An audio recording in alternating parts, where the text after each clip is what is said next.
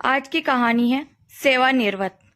सुंदर आंखों वाली वह लड़की अपने छोटे भाई को गोद में लिए घर के सारे काम करती रहती। वह खुद भूल गई थी कि गोद में भाई को नहीं, जिम्मेदारी को उठाई थी। पिताजी ने बड़े प्यार से सुनैना नाम रखा था, लेकिन सभी छोटे भाई बहनों को और माँ को यह नाम पुकारना दुष्कर्म लगता था। इसलिए सुनैना सुन्नू बन गई थी। माँ और पिताजी दोनों ही नौकरी पेशा थे। 3 छोटे भाई बहनों का ख्याल रखते रखते सुनु बड़ी हो चुकी थी। स्कूल जाने का ख्वाब आंखों में बोए बीच ही रह गया। उसे माँ की मंजूरी मिल ही नहीं पाई। 2 छोटी बहनें भी अब स्कूल जाने लगी थी। बहनों की किताबों से वो कुछ सीखने पढ़ने लगी थी। भाई का पहला जन्मदिन था। जन्मदिन पर सुनु की माँ किरण ने अपने स्कूल की साथी टीचर माया को भी खाने का न्योता दिया। जन्मदिन खूब अच्छे से मनाया गया। सुनु को काम करते देख माया ने किरण से पूछा, किरण मैडम, ये लड़की कौन है? जवाब आया, मेरी सबसे बड़ी बेटी। इस जवाब में बहुत सारा रुखापन था। गोया कि सुनु को अपनी बेटी खाने में किरण को बहुत तकलीफ हो रही थी। न जाने किरण को किस कारण ही अपनी पहली संतान से कोई खास लगाव नहीं था। माया ने सुनु से पूछा, कौन सी क्लास में पढ़ती हो या नहीं? क्या मतलब नहीं पढ़ती? माँ की तेड़ती नजर से घायल सुनु रसोई में काम करने चली गई। सुनु बड़ी संतान और जिम्मेदार होना ही उसका बड़ा दोष था। माया टीचर ने उसे स्कूल में दाखिला दिलाने का निश्चय कर लिया। सुनु की आंखें अपनी इच्छा उनके मन तक पहुंचा चुकी थी।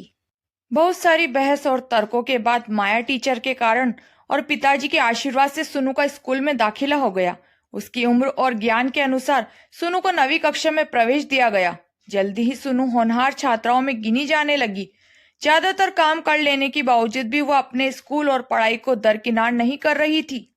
अब अपने भाई को प्यार भी करने लगी थी। उसकी परवाह करना, उसका ख्याल रखना अब उसे बोझ नहीं लगता था। स्कूल की पढ़ाई खत्म करते करते कॉलेज में जाने की बातें होने लगी। सुनु अब सुनैना लगने लगी थी। पिताजी ने हिम्मत दी तो कॉलेज में दाखिले का फॉर्म भी खुद ही भर दिया सुनु ने। अब किरण रिश्तेदारों के बहाने उसे ताने मारने लगी थी। वही बातें अपने पति के दिल में घोलने लगी थी।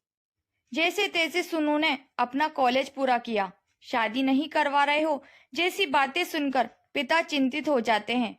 पिता की व्यथा देखकर वो शादी के लिए तैयार हो गई। शादी होते ही नया घर, नया माहौल, लेकिन हर स्थिति में खुद को ढालने को तैयार थी वह। बस उसे आगे की पढ़ाई का मौका मिल जाए। मानो 9वीं कक्षा से पहले की पढ़ाई का हिसाब जा रही हूँ माँ सरस्वती से। वह पढ़ाई क्या, उसे तो पढ़ाई की बात करना तक मना था। पति से जिद करने पर गाल पर आए निशान ने उसके सपनों को एक बार फिर भटका दिया। उसने हिम्मत नहीं हारी। झूठ बोलकर परीक्षा का फॉर्म भी भर दिया और जैसे तैसे परीक्षा भी दे दी। पढ़ाई कैसे की उसने ये तो किसी को भी नहीं पता। उसके एमए की परीक्षा की मार्कशीट आई।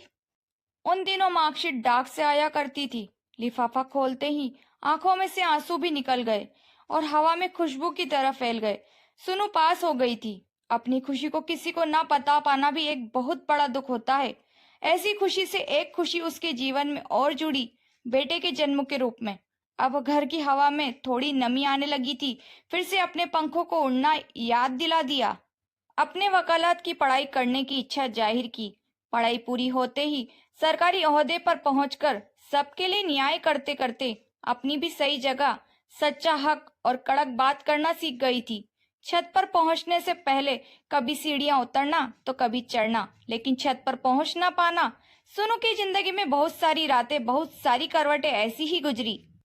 अब नौकरी के भी 7 फेरे पूरे हो चुके थे। अब सुकून का समय था। पीछे से अचानक पति के चीखने की आवाज आई। गीला हो गया बिस्तर, जल्दी से डायपर बदलो मेरा। कॉफी का कप भीतर सिमटी कड़वाहट को गर्मी दे रहा था। ऑफिस से आया बेटा ये सब देख रहा था। सुनु ने पूछा, कॉफी बना दूं बेटा? माँ के दोनों हाथ अपने हाथों में थाम कर उसे नजदीक रखी कुर्सी पर बैठा दिया और पूछा, आप सेवा से कब निवृत्त होगी माँ? कहानी पसंद आई हो तो लाइक करे, कमेंट करे। चैनल पर बने रहने के लिए सब्सक्राइब करना ना भूले। धन्यवाद। मिलते हैं नई कहानी के साथ रानी स्टोरीज पर।